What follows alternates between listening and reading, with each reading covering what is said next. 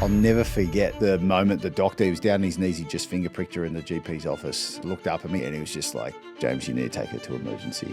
She was like 31, like off the charts. And then I just remember like headbutting the wall outside a room and just being like, is this it? Is this really life now? How did this happen? Everything was cruising. We were flying, like full U-turn. I hate that I knew so little. I look at it, I'm like, geez, how ignorant was I? I couldn't have told you the difference between type 1 and 2. What it does to not only the person that's got it, but the ripple effect throughout family, friendship groups, etc. So yeah, knew nothing. And it's a complicated beast. It's a huge responsibility. Midnight alarm, 3 a.m. alarms, 6 a.m. alarms every 3 hours for like months. Right. So we were fried. And then a newborn comes. And then the newborn comes and you're working. Speaking of barbecues and social settings, what's it like having a 6-year-old at a birthday party? It's horrific. Sometimes I screenshot because I'm so proud of it. Hey, I'm like 95? Yeah. So funny you say that. I took screenshots of the 2-day, 7-day and 14-day history yesterday and sent them to Margot. And we were just like, we're good. We're good. And now it's like, this is what diabetes does to you. It's a different language that not many people speak, but when you meet someone who speaks the language, it's like, oh, this is so It's easy. a nod, it's a wink. You're all there. You're in a club. You don't want to be in the club, but you are. So it's like, all right. Life's fair because it's unfair for everyone. Yeah, like we've all got our challenges. This is just ours. So thankful for the technology. Yeah. Just want to find a cure though. Still like as great as it is. If I had a magic wand and I could cure Tilly of diabetes, yes, what would it mean for you as a family? And what do you think it would mean for Tilly? Ah, wow. That's a nice thought, isn't it? My favourite segment of Dear Diabetes. Did you prepare a letter? Dear Diabetes. My guest today is James Bracey. James is a sports presenter, best known for hosting Channel 9's coverage of the NRL and State of Origin. He's also covered the Summer Olympics several times, including the 2024 Paris Olympics. If you're an Aussie sports lover, Brace needs no introduction. But in the context of today's conversation, you're going to see a side to him that you've probably never seen before. His daughter, Matilda, was diagnosed with type 1 diabetes when she was just 2 years old. This conversation is an emotional insight into what it's like being the father of a kid with type 1.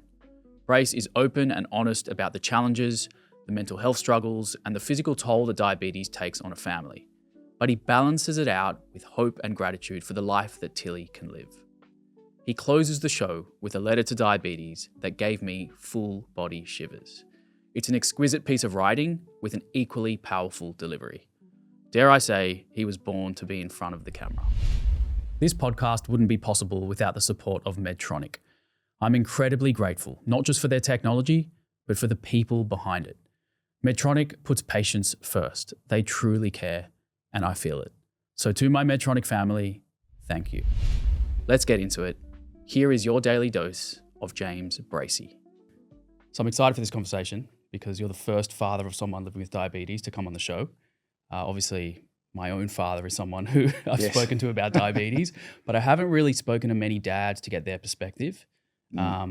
So yeah, I think we're really in for an interesting conversation today. So thanks for having me on, Drew. Happy to be here. I think we've got a lot to cover. There's a lot to cover. There's a lot of ground. If I had said to you, before Matilda was diagnosed with diabetes, James, tell me everything you know about type 1 diabetes. How quickly would that conversation be over? It'd be short. It'd be really short. Embarrassingly, like in retrospect, when I look back, I hate that I knew so little. I look at it, I'm like, geez, how ignorant was I? I couldn't have told you the difference between type 1 and 2. I couldn't tell you how it happens. I would have thought that, whether you can get rid of it or not, just all the ins and outs, the little things, and just how many people have got type 1 diabetes, what it does to not only the person that's got it, but the ripple effect throughout family, friendship groups, etc. So, knew nothing. Well, if it makes you feel any better, my parents, who are both medical doctors, knew about as much as you did. Oh, good. That does make me feel a little bit better. And they are not ashamed to say it because it's one of those conditions that if you're not living with it or living with somebody who has it, why would we know anything about it? It's true. And it's a complicated beast. It's very hard. And, the confusion between type 1 and type 2 doesn't help at all in terms of trying to get people to wrap their heads around it. And Yeah, we've got it's information overload in life as it is. So I can totally understand why you sort of go, well, it's a need to know sort of basis with type 1. And also why there are stigmas and misconceptions, because you know, we put pressure when you're living with diabetes and you're in sort of like the community or the circle. A lot of people get offended if somebody, you know, says the wrong thing or mistakes them for the wrong type. But like when you think about the general population, us included, even myself before I got diabetes, I knew nothing about it. And I was trained as an exercise physiologist. Yeah. So like you can't expect the general population to know almost anything about diabetes. No, what do we know about, you know, name the condition? Like we don't know anything. No, exactly. Right? That's it. You could list off a billion diseases right now and I would have you know, just scant detail on them all, which is, I guess that's sort of the approach, like even with Tilly going to school and sitting down and having to talk them through it, because you sort of, all of a sudden you're putting that huge responsibility on them and you've got to keep reminding yourself, these guys, and this is nothing on them, is they're starting from scratch, just like we were as well. So you're sort of spoon feeding information. You've got to have that patience because you know, they're caring for your kid. Right. And also the responsibility on them to look after somebody else's child. Huge. And knowing that I've got you know a Dexcom alert app on my phone and Margot too, and knowing that they'll be thinking, oh, I hope they're not judging me for not picking up on this high or this low. And it's a roller coaster. I never thought about that side. I mean, because I was diagnosed when I was 21. Yeah. So I didn't go through those, you know, childhood years, school years. So for me, this has been like my adult life pretty much with type 1. But yeah, that's one of the school thing's wild. Like it in the sense that I feel guilt imposing the type 1 onto the people around Tilly, whether it's a school teacher who all of a sudden, like a kindy teacher, wore her own personal phone around her neck and just had the Dexcom app open there. Like she bought in enormously just to, you know, to help her out, which is so above and beyond. You know, like just blows my mind when I go in there for pickup and it'd just be there and it's, you know, it's like, oh my God, you angel, thank you. Yeah, seriously. But you can't expect everyone to be doing that sort of thing, you know. It's a huge responsibility when they've got 30 kids in a classroom and yours is the one that's, you know, needing more attention, medical attention, and they're a teacher. And look, in the public system, that you know, the schools get more funding to have what they call SLSOs to sort of help out and pay more attention to the bolusing and everything like that. Interesting. And help out with it. But the system could always be better. And it's something that, you know, that I think there's down the track, that's something I want to look at a little bit more. Right, improving the quality of care. I think so. I think there's, you know, if it's to be believed that more kids are getting diagnosed these days, then it's going to become a bigger issue. Like Tilly was the only, there'd been a type 1er and she's in a K to 6 primary school, but that kid had left, and so then Tilly was the only one, and then a kid was diagnosed in the school holiday. So now there's two. So all of a sudden, at least they have each other. Yeah, exactly. Well, that's it. And you know, and that's one of those weird things when you sort of, you know, there's a comfort in knowing there's another one there. You know, I don't want that kid to have type 1 diabetes, but there's a relief there knowing that, well, now the school has two, so they'll pay greater attention to it. And now my Tilly knows that there's a little dude at the school, you know, that's got it, and she's got a type 1 buddy. Yeah. That knowing that there's sort of comfort in numbers is huge for people with type 1. Like when I was diagnosed, the first thing that I wanted to do was just meet someone with type 1 diabetes. I didn't know anyone. Yeah. Do you stop people in the street? I do. All the time. Yeah. I see a CGM and I'm like, I see you, buddy. Yeah. Yep. And you kind of look at each other but I don't know if you've noticed this. Of the people you've stopped on the street, how many actually had type 1? Because a lot of people are wearing CGMs now. Yeah, that's a thing. Have you seen that? Well, you're a fitness guru. Is that why they're doing it? Just to monitor? See, we can get into this, but I've got a pretty strong opinion about this. Yeah. I mean, there's many reasons why people are wearing them, but for me, not many of the reasons have enough power to warrant wearing it. Yeah. So, for example, like some people wear it because they think it's going to help them with weight loss. Some people think it helps with like energy levels or mood. Maybe it's adding some years to their life in the long term, like those longevity biohacker types. Gotcha. Improving their performance in training. The issue that I have is I don't think there's enough evidence to support any of those claims if you don't have diabetes. Yep. Right? So are they funding that themselves? Is that self-funded? Right. Okay, gotcha. So I don't think they're wearing it year round. If they did, it would cost them like $4,000 a year. Yeah, I was going to say that's an expensive sort of little gizmo. Exactly. And then part of me is like, you sort of want to like take your hat off to them for like investing in their health. Yes. But then the other part of me is thinking, is it actually doing anything? Yeah. So it's a tricky one, and like I'm trying to be careful not to overjudge these people, but at the same time, I'm like, this is life or death for us. Totally. I look at it as like a life-saving device, and like like, I just can't wrap my head around someone wanting to put a needle into their body if they don't have to. I mean, this is the joke that like Carly and I, my parents always laugh. We're like, I would do anything to not have to wear a CGM. Yeah. They're paying to wear one. Yeah. You know, it's a bit strange. Mind blowing. Well, let's go back to around the diagnosis time of Matilda. Oh, yeah. How old was Matilda? What were the signs and symptoms? Yeah, so we're coming up to our 4-year diversity. Is that what that's what they call it, right? That, Margot, my wife, always uses that word, and it freaks me out. May the 4th. May the 4th be with you. We've been, and the force has been with us. So we're 4 years deep as of May the 4th. Okay. Oh man, diagnosis hectic. Like there's just these pivotal moments in life you never forget. I'll never forget the moment the doctor, he was down on his knees, he just finger pricked her in the GP's office and then just looked up at me. He had the mask on because I think this is pretty COVID heavy, right? 21, so 2021. So he looked up at me and he was just like, James, you need to take her to emergency. So she was like 31, like off the charts with a blood glucose. So it was just crazy some crazy number. And it was just a blur. And it was torrential rain. I just remember driving to the hospital and I rang, like Margot, funnily enough, was pregnant with our second and was getting a gestational diabetes test at the time. So I've called her like 18 times, just like ring, no answer. And then eventually she called and by then we're in emergency and life changed forever. Oh, it's just crazy. It's almost like you're just thrown into this deep end of just dark water. You don't know where, you're just treading water, trying to keep your head above it. Mate, 100%. And I look back to like the symptoms that were there. It was only so my mother-in-law, Christine, she's a nurse and the girls went to visit. I was working, but the girls went to visit them in Queenstown, New Zealand, where they live. She was like, they're dying of thirst, like just so thirsty, weight loss, acting out. So these are, and she could smell ketones on her breath, like a fruitiness. Yeah. And she was like, these are type 1 diabetes symptoms. We're like, what are you talking about? What's that? Yeah, we don't have any diabetes in our family, whatever. And then she's like, no, when she comes back home, take her to the GP. Wow. And they got back the Monday. I took her in first thing on the Tuesday. And rest is history. So lucky that having a nursing background. We were early, yep. Right, it could have been so much worse. Do you ever think about all the kids out there not getting died? Like I think that's one of those things that I have to pull myself out of that dark burrow that you can go into, thinking of all the kids in third world countries. Right. You know, where no one's thinking about type 1 diabetes. No. So they're just and they're not presenting in the form that I was the same. So my parents helped me with blood tests to get it early. Like I picked up on it, I want to say a month before it would have got really, really bad. Yep. So I was like so lucky that my experience was the same. It was a finger prick face to face with a doctor or educator and it was like, sorry, you've got diabetes. And then it was, fast paced to figure out what's going on. But a lot of kids are rushed to hospital, maybe not even conscious. Yeah. Diabetic ketoacidosis, in a coma. Like it was just so really just lucky that, that's one of the perspective shifts that I when you're living with diabetes, as you know, there's so many perspective shifts when you look at life.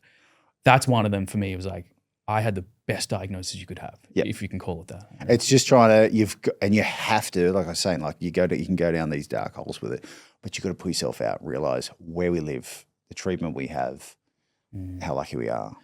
What was that conversation like with Margot when the first conversation of telling her the news? Yeah, that on the phone, it's like, it's kind of like I told her on the phone and then she comes and meets you and you're just sort of in that whirlwind of like, just not really wrapping your head around shock. I think it was genuine shock, just in terms of the realization that life's changing and this is your little 2-year-old, like, only just 2. So you sort of, then we got moved from this one hospital, then we were at Royal North Shore, and then you get put into the specialist care there. And that's sort of when it kind of dawned on us just how huge it was. And they start putting you through the training and, right, this is your life now.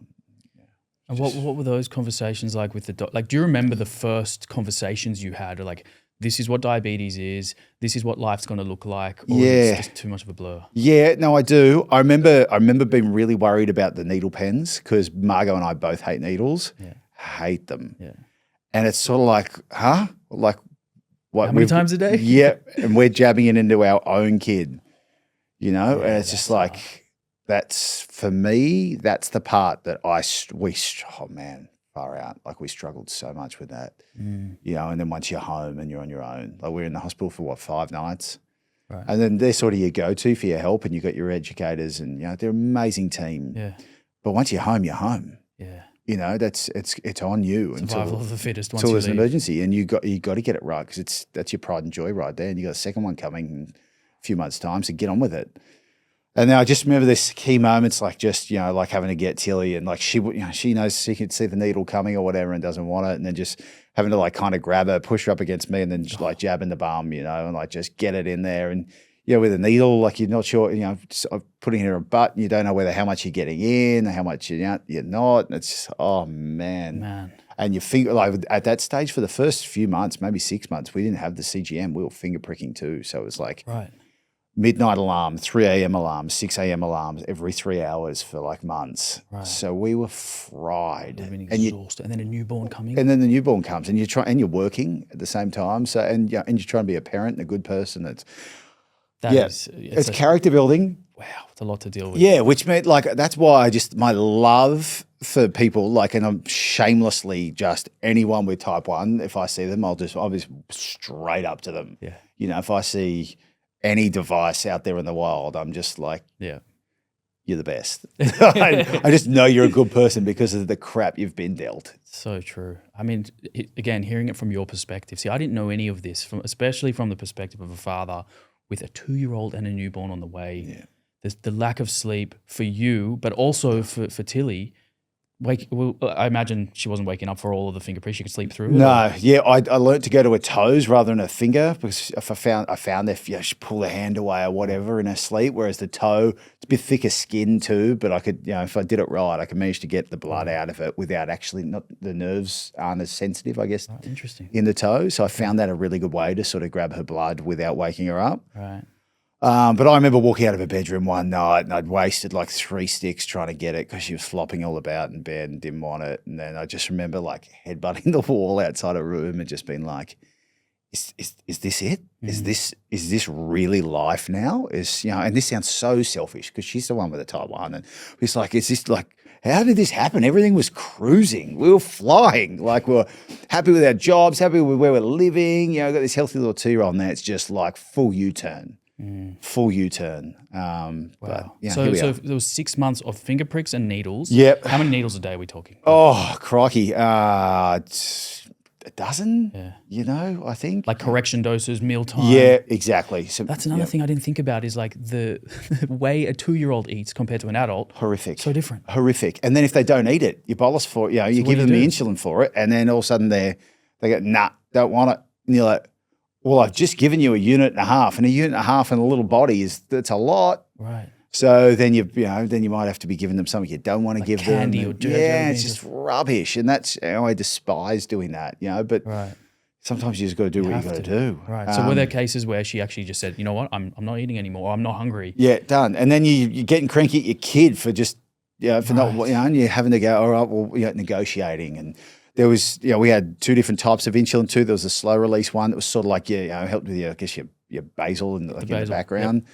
And then you had your more fast acting one for your mealtime. And were you doing the injections or yeah, Margot, Margot did heaps, okay. But I kind of just, like, you didn't have a choice. I just went bang. But I was really conscious of just trying to not let her see it. I'd say, come up, we practice on a teddy bear, like JDRF at the time, they gave you the kit with the bear and everything. We'd practice on the bear and then just to try and normalize it for her. And it's a serious roller coaster. So heavy. At what point did you then decide, okay, it's time for some technology updates, let's move on to something different? Yeah, we were pretty quick on, like, once we could do the Dexcom. And I reckon Tilly was probably one of the first in the country, maybe even the youngest, to get the OmniPod. We were first out there. As soon as it got out here in terms of getting the insulin pump going, I didn't want something bulky for her, and we live near the beach. And for me, I just thought, you know what, I think this could be the thing. I'd done a lot of reading on how it had gone in the US. Mm-hmm. So Dexcom first, and then eventually, as soon as the OmniPod was available, we were just all in. Awesome. And were you advised by the educators and doctors as to which tech would be suitable for Tilly? Yeah, and look, they were erring on, like, no one really knew much about the OmniPod here, so it was very sort of, and I spoke to the people at Insulet about it who own OmniPod, and then had a chat about it and saying, you've got to, the education needs to get up to scratch if you want this thing to be a success. And they've done a great job with it, and it is a great. Yeah, I see a lot of OmniPods on people. Yeah, on the it works. and- It might not work for everyone. It's just worked for us, and it just gave her that ability. You can be self-conscious about things too. She's not. Like Tilly's pretty happy to show off her gizmos. Yeah. But it can, if you got it on your thigh, it's under the dress or under the pants, and Right. for her and on a little body for at the beach or whatever. I've seen the OmniPod on a little body. It looks huge, but it's actually quite a small device on an adult. Yeah. So, less tubes and all that sort of stuff. So it's each their own with it. Yeah. It's worked for us. And we've had the 2 looping. Right. Sort of you kind of got to go off piste a little bit to get that done. How do you feel confidence-wise in... Yeah, the people we've had do it, totally trust them. Okay. It makes others nervous, but the systems, it's been great. Right. It's been great, and particularly for overnight, just making sure that, if she's heading low, it switches off. Okay. Yeah, and you're not getting that, the background, the basal and everything like that. So how did you find the people to word of algorithms? mouth. That's the thing. The Type 1 community is an amazing place. Mm-hmm. So just sort of meeting people through, whether it's, it was the JDRF community. We'll talk about their new name a little bit later on, Breakthrough T1D. I've got another Type 1 dad that works at Wide World of Sports with me at Channel 9. Oh, really? Yeah, and so he came to me real quick, Alex, and his daughter is Type 1, and so that helped hugely. Yeah. Leaning Leaning on the community and you're just sharing information. Totally. Speaking of learning and information, what have been some of the biggest learnings and, pieces of information that have really changed your understanding about either nutrition or medicine or health and longevity? What have you learned on this journey? 4 years in? Carb counting is like, I can't like carb counting. Like that's a science in itself. It is, it blows my mind. It's made me so much more conscious of what's in the food we eat, which is, I know that's something you're passionate about. And it's made me more aware of what's good, what's not. God, when it comes to that's been the hardest thing. I mean, just actually knowing and getting that balance right with a kid. And they grow too, and they grow quick. So bodies are changing. Right. Like I imagine you're pretty steady, right? Yeah, like my hormones aren't changing that much. I'm not growing anymore. Yeah, 2 to 3 to 4 to 5 to 6. There's just these little leaps. And then sometimes, we'll find that, there's all of a sudden there's just a rant. It's like a pancreas has come back to life, and all of a sudden she's producing her own insulin somehow, and everything. Her sensitivity is like up. Exactly, like she's crook at the moment, right? So my phone, since I've seen you, has been going off. With highs. Yeah, with highs. It's just horrible. Like we've been having such a good period at the moment. Right. And now my Clarity app's going to be my stats are not going to be good. I was so proud of it, hitting 90s for it. Sometimes I screenshot my Clarity app because I'm so proud of it. Hey, I'm like 95? Yeah. So funny you say that. I took screenshots of the 2-day, 7-day and 14-day history yesterday and sent them to Margot. Yeah. And we were just like, we're good. We're good. And now it's like, this is what diabetes does to you. Then it just goes, oh, you're going well, are you? You're going well, are you? Well, cop this.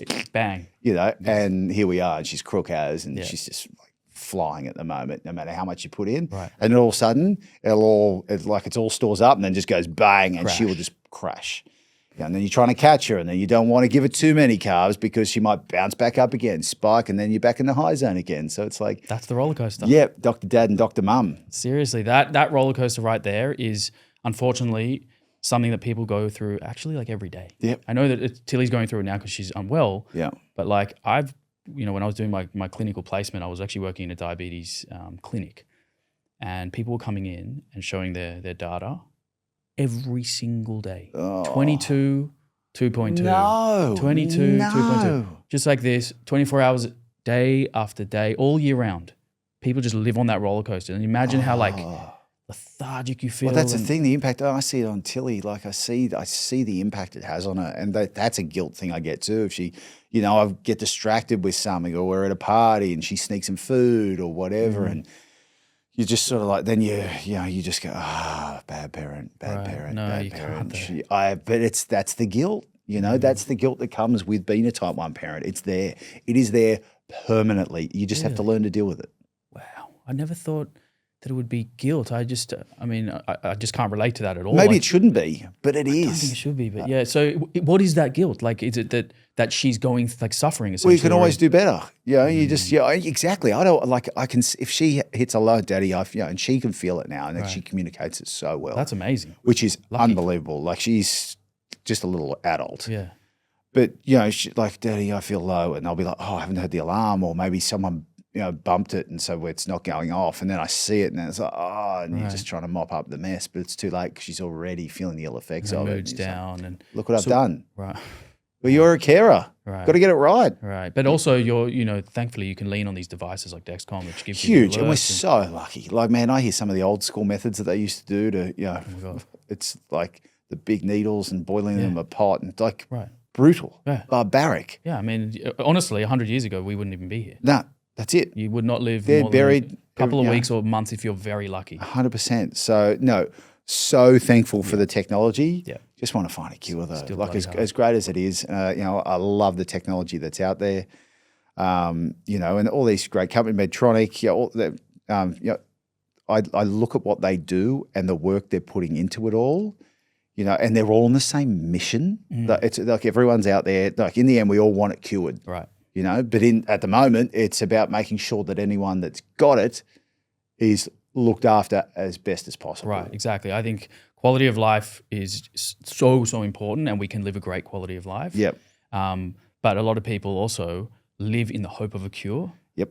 Which I think, and I've spoken to a lot of guests, and there's very mixed opinions about this, which is interesting. I'd love your opinion on it later in the show. We'll get to that. But a lot of people are feeling like if you're living in the hope of a cure all the time, are you truly living your best life and extracting the most out of it? Yeah. So it's that balance, just figuring out the balance. It's a good point. Yeah, because you think about, you have to, it's one of those things, right? We've all got goals in life, but you can't, you're not going to achieve them all tomorrow. Right. So it's one of those things. I think it's always in the background.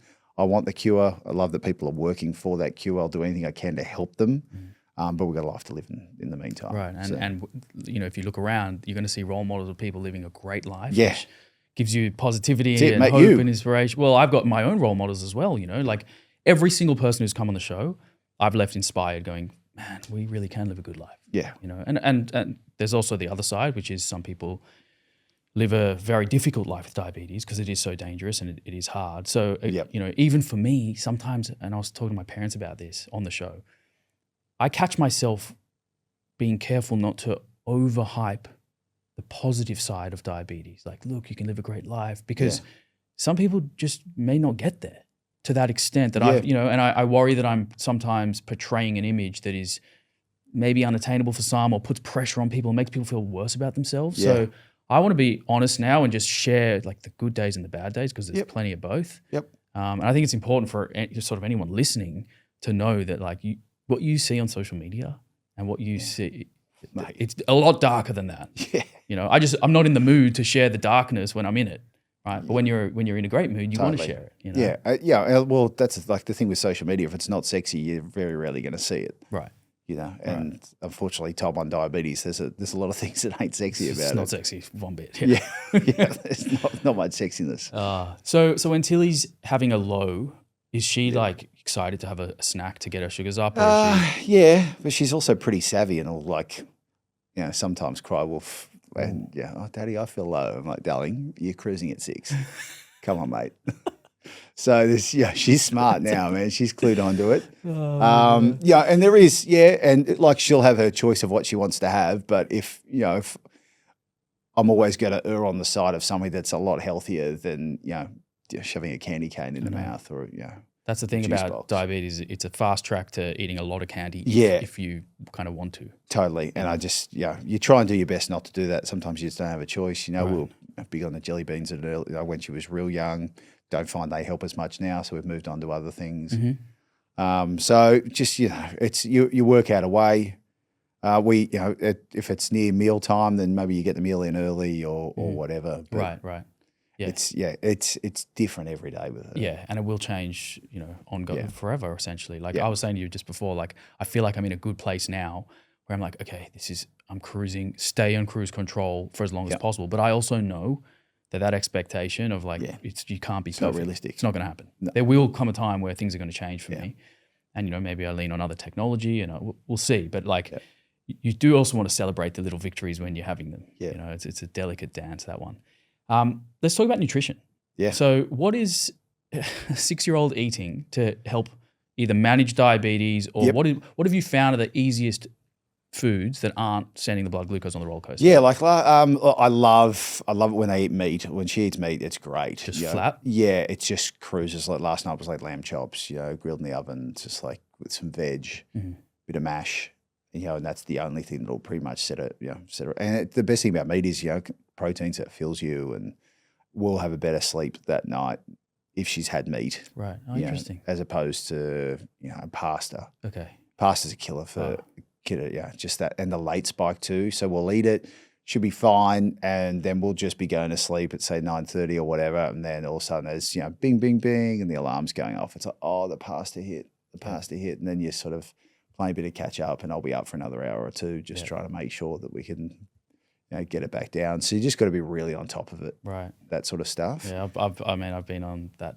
I've experienced that so many times, and early on it was off the menu. Yeah, well, and that's the thing. Sometimes you just go, you know what, too hard, which is not great. Yeah, because you want to be able to be diverse in what you eat and actually mix it up a bit. But sometimes it's like, if it's going to cause you that kind of grief, find something else. Right. Well, there may be times where you say, you know what, it's going to be worth that delayed spike and a sleepless night because I'm out with friends or family and it's a celebration or whatever. Totally. But I think like that may be some advice that we may have in common, is that if you find the things that work for you and make life a little bit easier, and you don't feel like you're sacrificing or losing too much, spot on, then it's it's reasonable. Yeah. But if you feel like it's a massive sacrifice, then you've got to maybe rethink your values and the things, how you have a hierarchy of things that are important to you. Yeah. What other sort of meals is she snacking? Is she eating fruit? Yeah, she snacks the fruits, the yogurts.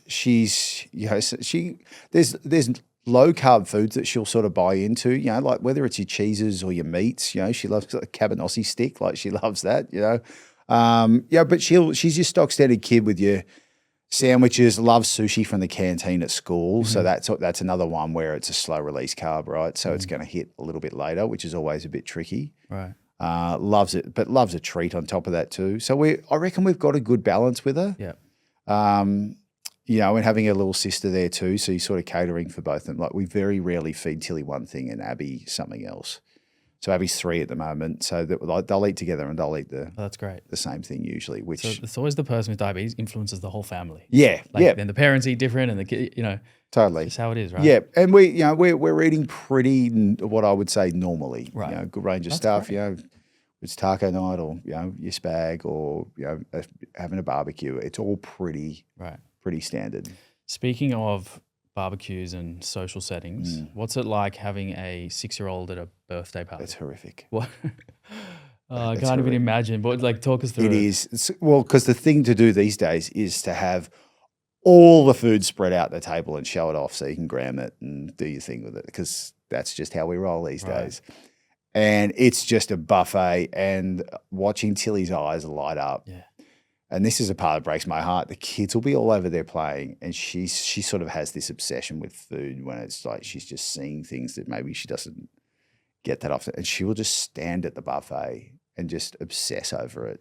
So, and that's something we've got to watch too, because I could see how you get food disorders and everything from type 1 because of how conscious she's been about her diet from such a young age.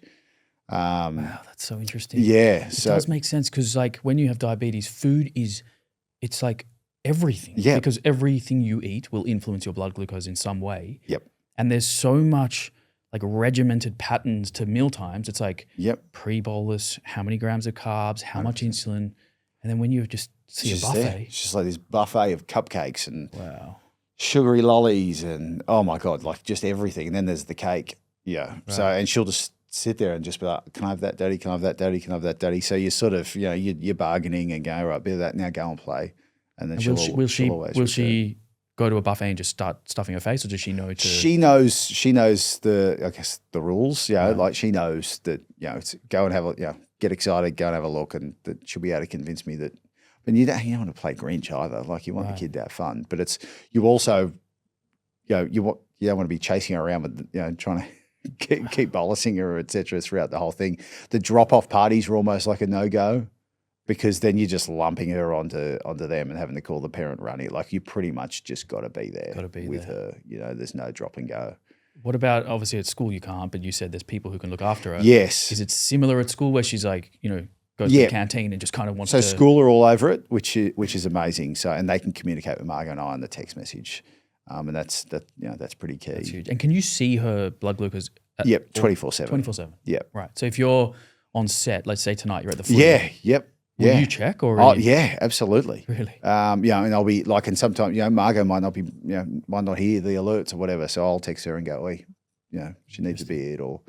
So it's whatever, always sort of. Or she's on the drop. I've usually got it open like all the time. Really? Yeah. I had the Apple Watch thing going on there for a while, but I found like it was just oh man, too close. Yeah, it was too much. At least on the phone, you've sort of got a bit of the phone can lock and you got a bit of control over it. But it's there. There's been nights where I'm hosting State of Origin, you've got 4 million people on TV, and like my phone is like going off, and I'm like texting Margot like in an ad break, going. Give Tilly something quick, she needs it, or she's going low. Bringing anxiety to your work because of it, do you think? Yeah, look, it's always there, but I think I've learned to deal with it. I my colleagues all know I've got it on my computer, my laptop sometimes. It looks like because it's like a chart, right? They think I'm checking my shares. It looks like a stock market. He's trading in the middle of work. Who is this guy? So they've over time realised, oh no, that's Tilly's levels. So like they know it's they know what it is. Yeah. So they'll see me on my phone doing whatever it is, and they get it. Wow, it's just it follows you everywhere. It follows you everywhere. But these are the things that, again, from my perspective, I've never seen this side of diabetes. I have my lived experience. I have my parents, my partner, but being the parent of a young kid, man. Yeah, it's a responsibility. Yeah, but it's our norm. Like it's our norm now. Like I'm not. And you're 4 years in, but like.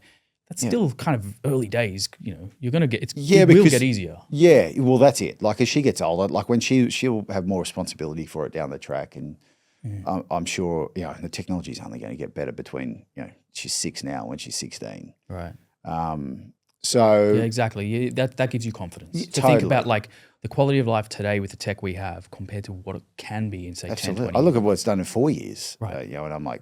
Blown. True. So almost every year something something else, and then there's a new research breakthrough that gives you hope and all that sort of stuff. So we're not bitter and twisted. Like we're just you're just always you're in it, but you have to pace yourself because this is we're going to be worrying about Tilly for the rest of our life. Right.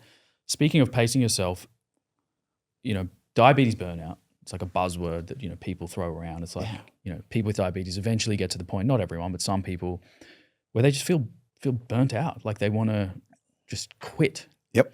Do you worry about burnout for yourselves as a family and for Tilly as an individual, or is it something that you think you can manage? I probably would have earlier. Now I don't as much. There's times where I'm like, God, what a pain in the butt. Right.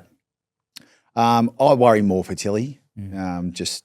With that, I worry about the teen years. I never hear and there might be listeners and viewers out there who have lived that. Just to be more self-conscious about it, and rebelling against it. So I'm probably more worried about how she'll be later in life. Whereas at the moment, she's just such a little trooper with it. Gets it, talks the lingo. Right.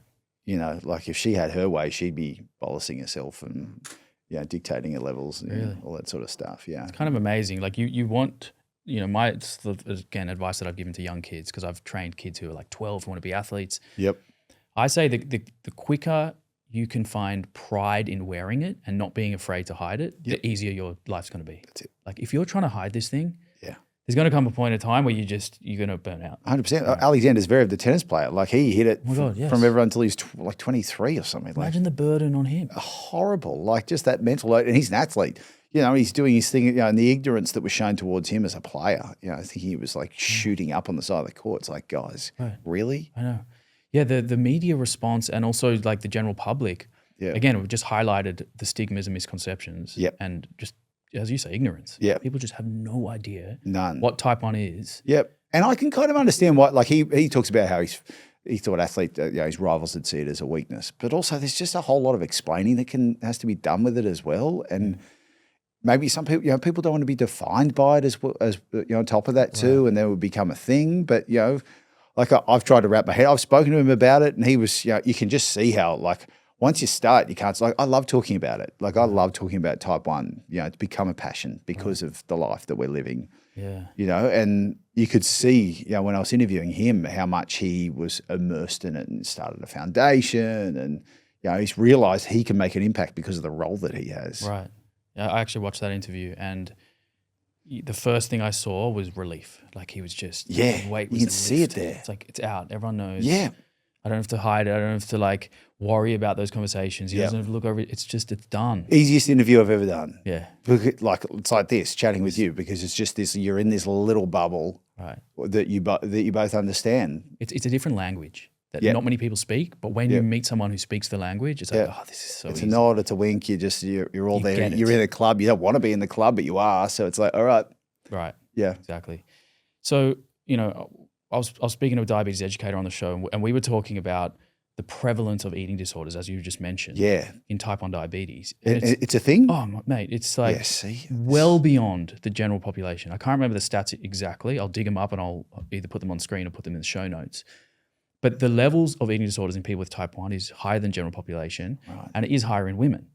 Is this something that you feel like you need to prepare for? 100%. So what are the conversations you have? Who do you lean on? Yeah, I reckon that's my biggest worry with Tilly. Like I was saying, like standing with the way she behaves around food, and just seeing her, and just because she's, I guess in a way, but I don't even think it's because she's been deprived of it. I think it's because there's so much focus on it, and you can't help but focus on food. So then, certain foods are a reward, so you obsess on those foods. And then, I can just see how the seed can be planted, and it's just, I'm so conscious of it already. Yes. At the age of 6. She's a great eater, great eater.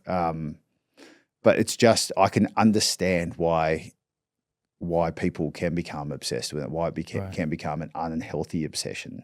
And it's so easy to give a food a label of good or bad based off this like objective number on your phone. I can see it, but it's also easy to like incorrectly point the finger at a food that actually wasn't responsible for anything. Like, it can just happen. Totally. Or you could have the same meal on 2 different days. One day, perfect blood glucose response. The other day, massive spike. Yeah. And that's why I think it's key for us as parents to try and give her a spread of everything. Don't deny her like one thing. Like we try and make sure that she does get the ice cream. She does get the treat.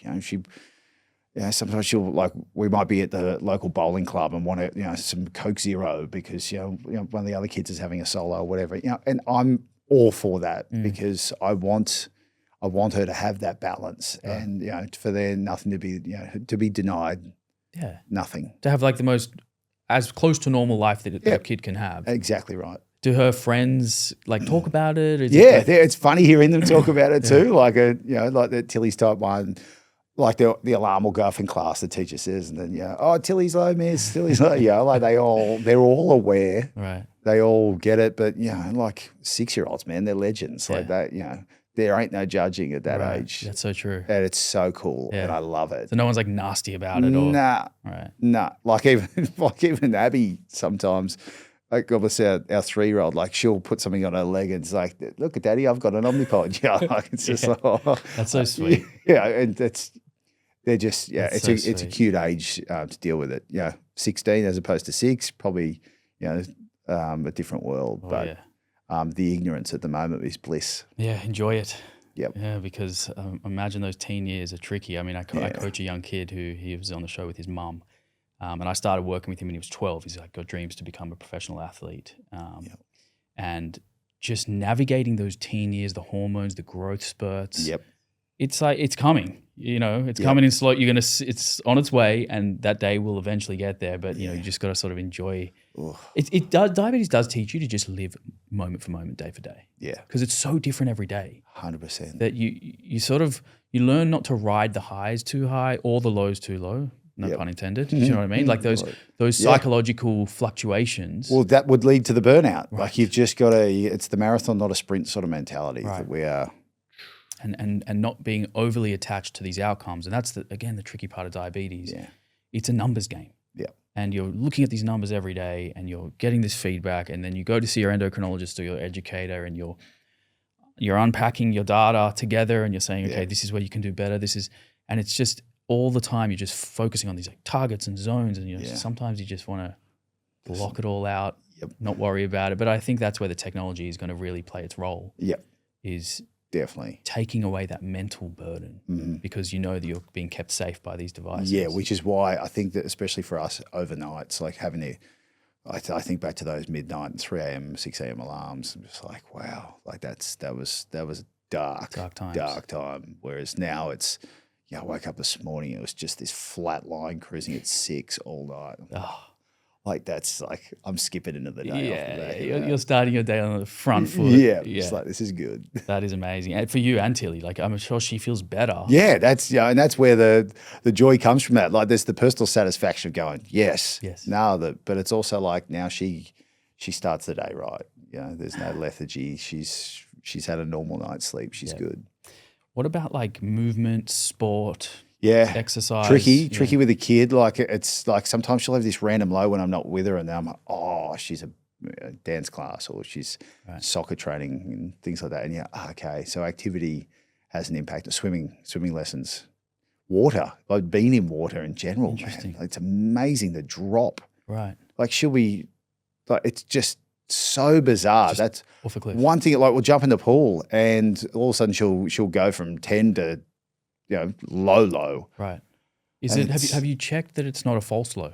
Have you done a finger prick? Yeah, no, it is a real thing. low. Yeah, it's a thing. Yeah, so it just it's a bizarre sort of scenario that just happened. So that's one of the variables that we sort of haven't been able to wrap our head around, but you've got to be conscious of. So it's temperature and movement combined. Yeah, I think so. Right, and is that cold water or like? Yeah, like a swimming pool or ocean. Okay, because I've done some experiments with like ice baths, and when my CGM is underwater, my blood glucose looks like it's dropped off a cliff, and then I check with a blood thing, and it's normal. It's fine. Okay, interesting. So that's why I wonder if sometimes it is a false low, but I imagine you're. Well, I might finger prick the next one though. Yeah, that'd be interesting to see because I've started treating these lows, and then as soon as your skin warms back up to sort of normal temperature, then I was like flying high, and I'm like, what's going on here? Yeah. And they were false in my case, but I don't know about everybody. She'll tell me from the pool. She's like, "Dad, I feel low." Okay, like, really? Yeah, and you know what it's like too. The CGM, it's always a bit of a lag behind what your number is and what it says. But usually, like say 5 minutes or so, 10 minutes maybe. So she'll usually beat the CGM to telling me. That's amazing that she's got that hypo awareness. Yeah. Oh man, she's I feel it all over it. Right. All over it. I used to think when I was first diagnosed, I didn't use CGM for like I want to say the first maybe 10 years almost. See, that blows my mind. Yeah, I was doing like 15 finger pricks, 16 finger pricks per day for 10 years. And then I remember when I got my first CGM and then I had to take it off for like a week or something. And I was just in the dark. I was like, what have I been doing? Yeah. I'm so lost without this thing. Yeah, you're so reliant on it. And that's and like you don't know what you got until it's gone, right? And then you're like, oh my God, the finger pricking thing is just it's a pain in the butt. Yeah, I know. You know, and also just like, especially for a kid. Yeah, and they're little digits and like she was like I remember her getting all the dots. Like she'd always want me to use the index finger. It's like darling, like your finger is that big. You have like track marks all over that finger. I can't do it again. Like we've got to change it up. Right. Yeah, I remember like I was doing the palm and then I was just trying to find any bit of skin that wasn't scar tissue. It's crazy. What are some of the stigmas or misconceptions that like really stand out to you today when you're speaking to people? Because I imagine when people find out that Tilly has diabetes, they'll say something, whether it's helpful or not. That sort of goes, there's still a stigma out there. Is there anything that you get? First one is usually, have you got it in the family? Which you don't need to have it in the family, and we didn't. So that's sort of the first one. But I was there. I was assuming the same thing back in the day. The whole type 1, type 2 misconception, and a lot of people just assuming it's because she had a bad diet that she and that just it gets Margot's goat up real bad. Yes, because she feels judged as a mum. Right. Okay, she causes it. Because exactly. And it's like no, don't look at me differently. Like it's a random disease my daughter has. Right. So they're probably the two the two you get the most. Do people ever say like, she shouldn't eat that, or you can't eat that, or like if someone sees her say eating cake at a birthday party? Yeah, or can she eat that? There's but then there's like, and then there's that confusion. Like sometimes she'll be high, and the alarm will be going, "Oh, does Tilly need a juice?"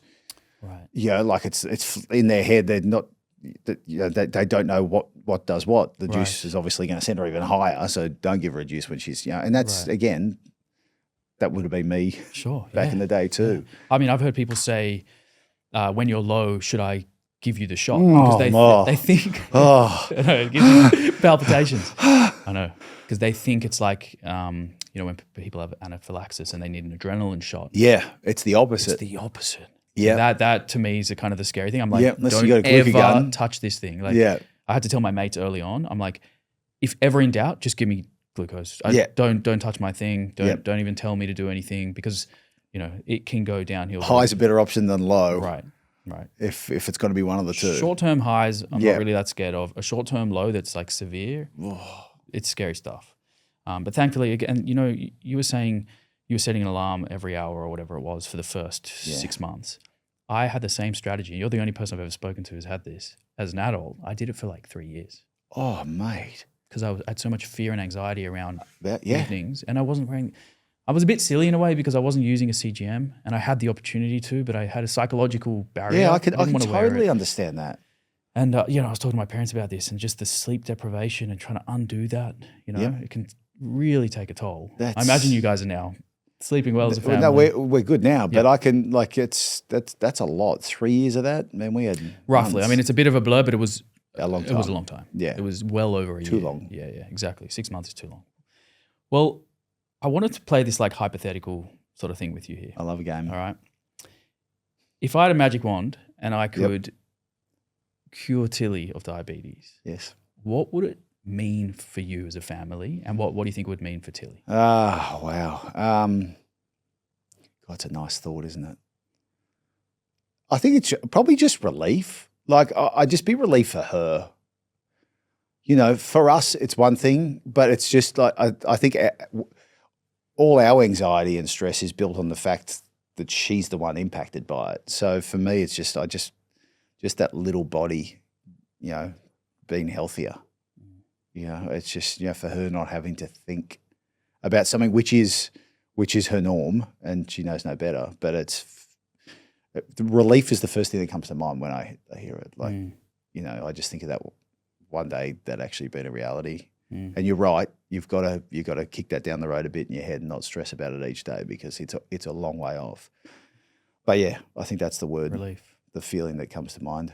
And what do you think you would do? Like if I just said, hey, she's cured, what would be the first thing you did as like a family? Go to a birthday party and just eat all the cake? Yeah, exactly. I'd go and enjoy the buffet with her. Look, I don't know. Like, I don't know whether much would change. Like, I mean, I'd get all the gizmos and we'd probably have a bonfire out the back and just burn everything that's got to do with type 1. But I would just revel in watching the freedom that she would then have. Just unpicking everything that's been stitched into this life, where it's like, I'm going here, so I need to pack this. It's like, I'm gonna eat this, so I need to give myself that. I'm gonna do just all these planning and all these things that a kid shouldn't have to think about. The joy of just watching that stuff just be pulled out of her and just letting her be simple. Rather than this complex little human being that she has to be to keep healthy and stay alive. Yeah. Wow. I mean, you sort of want to go there in your head sometimes, and then you got to bring yourself back. Right? Come on back. Come on back. Reel it in, boy. Let's talk a little bit about Breakthrough T1D. Yes. So I'm an ambassador for formerly JDRF.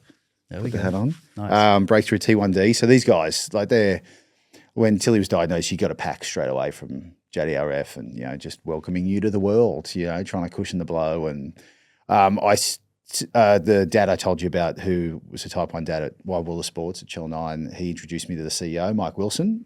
And now we've got a new CEO, Sydney, they've both been amazing. Mike was great, and he brought me into the fold, and we created the Night of Champions, which is a fundraiser night that we do once a year. We've had 2, and we've got a third one coming up this year. And these guys are going through a huge process at the moment because they're a global organisation, funding research, to do everything that can enable type 1ers to live a proper life, but obviously also get that research going to find the cure as well. So they've gone from JDRF, and the launch has happened globally, and it's been this week that we're talking that they've done the official Breakthrough T1D launch in Australia. So if you see the logo out there, that's the old JDRF, and they're doing the same great stuff. Yeah, and I guess the reason for the change was that it used to be considered a juvenile condition. Exactly. But now we sort of know that it doesn't discriminate to age. 100%. Anyone can get it at any time. So I think it's an important rebrand in many ways. Yeah. It's just a big exercise. So huge. I don't know, like they're handling it amazingly, and it's about that awareness. Like we did Kids in the House last year and took over Parliament House in Canberra, and all these type 1ers were there getting the $50 million in funding for another 3 years, but going there, meeting their local members, getting a high five from Albo, and that was under the JDRF banner. So now it's a matter of just making sure that the right people are also aware, who are making key decisions to help us keep trying to find that cure. That they're aware that this is the same organisation. Awesome. The blue's still there, baby. Exactly. Yeah, I was at the last Night of Champions where you were emceeing, and what a job! You guys raised so much money, unbelievable. The generosity's been amazing. Even like Channel 9, who I work for, they've the last 2 years donated a $100,000 ad package. And then Westpac has generously bought it each year. So like amazing. That's immediately a 6-figure sum going towards research, and then on top of that, we had Kia giving us a car last year to raffle off, and people donating things. Even just people in our funder cure just giving money to the cause. But you're in that room of 600 to 700 people, and it's just this type 1 tight knit community where I just think it's like this festival of gadgets. I love it. It's you look and you see the fashion mixing with the pumps and the CGMs. It makes me so happy, because I see that. There's just this room where everyone knows, and if you don't have it, there's a good chance you know all about it if you're there. Right. And so you're there for a reason. You're close to somebody. And if you know nothing about it and your boss has maybe bought the table and dragged you along, you're getting an education on it, which is something I never got. Right. So I love that. Like there's so many layers to the night that just make it special for me. And it's like people celebrating their diabetes together. That's it, and that's the thing, and that's what you've got to do. This is our world, so let's revel in it, and that's what it is. People let their hair out. They have it's a party. Fun. It's a party. And that's the first thing I said to them was the entertainment is the key. In the first year we had David Campbell. He and his band played 3 sets through the night. Rob Mills last year. We've got Hot Dub Time Machine coming this year. You're allowed to spill that news yet? At Luna Park. So. September 6th, grab your tickets, get on board, because it just goes off. Like it can't not, because the vibe's so good. Exactly. Mate, I got to say though, like having you in the diabetes world, think about how much you can move the needle. And I guarantee you there's a lot of people listening who are like, thank you, James. Because really you've pulled together, as you say, it's like the sponsors, Channel 9. It really helps having people who are passionate about it. And, I've met a lot of people who have the opportunity to move the needle, but choose not to for whatever reason. But you've dived into this. You are a great spokesperson for diabetes. Well, if you've got the platform, you've got to use it, and that was my thing. Once we got through the weeds, and just sort of like came out the other side, so all right, this thing's rubbish. So let's, what can we do? Right. What can we do? And Tilly's such an inspiration. And then you meet all the other kids out there who've got it, meet people like yourself and seeing them turning, pineapple into something that's pretty positive. Right. Yeah. I mean, we wouldn't be here talking today if not for diabetes. Exactly. And you've created a platform to, try and spread the cause, and make people in the community feel comfortable and give them, a tool. Yeah. So that's what the night's been. So that, awesome. And that's why, Nine's been so supportive of it, and they don't have to be. Right. There's no personal connection with them specifically there except me. Yeah. So being able to use that platform and then create the Night of Champions, and then JDRF, now Breakthrough T1D have been so good with me as well. So just keep on going, baby. Exactly. Just keep going. Keep going. Yeah. We're not going to stop. No, love it. Love the energy. Before we wrap up with my favorite segment of Dear Diabetes, did you prepare a letter? I've got a letter. Okay, fantastic. I did my homework. Before we get into it, I did ask you to do that. I was just checking a few times as well. Have you done your homework? I'm a good boy. If there's any advice you could give to parents before we wrap up and get into your letter, what would be the sort of number one advice that you would give to somebody listening? I'll say it. It doesn't mean I lived it. But go easy on yourself. Like that's the biggest thing. Like you've just got to, like I was talking before about that, banging my head against that wall at 3 a.m. going, seriously? is this my life? It is, but it's a roller coaster. The highs, the lows, quite literally, as you say, Drew. Yeah, they're there, but you've just the parents of type 1 diabetics. It's rough, feels unfair, but it's I just draw so much inspiration from Tilly. I don't want her to have it. I don't want to be a type 1 dad, but we're here. So and it's a long haul. So just going easy on yourself. I'll still get cranky with it. I'll still get the dirts, and that's the reality of it. But then just taking the breath later on, it's all good. Right. We live in a good time to have it. It could be worse. There's a lot of exactly. Be gentle on yourself. I love that. Great advice. Like I'm going to a fundraiser on the weekend for a dad who's got motor neurone disease. A year ago, he was a marathon runner. And his life expectancy is months, maybe a year or two, and he's leaving behind kids. So that there immediately there's a wake up call for me to go. There's others out there that are doing it tougher, and in your moment you can have it. Like I have those moments where I'm like, this sucks. I hate this, and I genuinely do. But then the moments of clarity come where you see people going through what they're going through and realize, no, we can manage this. We can do it. But just, being kind to yourself. Yeah. Wow, that perspective. Life's fair because it's unfair for everyone. Yeah, we've all got our challenges. This is just ours. Mm-hmm. Everyone's got a story. Everyone's got something going on in their life that's not good, that they're struggling to deal with, and this is mine. This is ours. And the other type 1 parents, that's yours. Many people can resonate with this. Yeah. Mate, that's awesome. Powerful stuff. Well, it's the stage is yours. Alrighty. So I love that I think you may be the second person to do it on paper. I'm old school. I'm pen and paper. I'm pen and paper for notes for TV. I write everything. It's fantastic. Can you read that? It doesn't. It's people look at they go, you'd write good scripts, but I'm not a doctor. So my letter to diabetes. Okay, dear diabetes. We haven't had the chance to catch up, which is kind of strange because we've been living together for 4 years next month. I've got to know you pretty well, though. And my God, I'm not one to hold a grudge, but I'm happily making an exception for you. Why my Tilly? Why not me? Why a 2-year-old? Why not me? See what you do to me? Grudge holding, needles, carb counting, device attaching, device malfunctioning, sleep deprivation, birthday party food tables, untimely lows, untimely highs. You are oh so cruel. But that is it. That's enough. I've had my vent. What do they say about life giving you lemons, diabetes? Well, I won't be making lemonade because we're all sorted for hypo treatments at the moment at home. Thanks very much. But amongst the physical and the emotional pain, there has been something to gain. A 6-year-old way beyond her years, a kid that's faced every curveball and they've come thick and fast and hit them all out of the park. She'll never know any different. T1D is her normal, but she's anything but. Superhuman. I couldn't be prouder of Matilda. I couldn't be prouder of her super mum and my super wife, Margot, for all that she's done to keep our family going and adjusting to the challenge. We all got to know you way too well, diabetes. We don't like you. We don't have to, but we can live with you.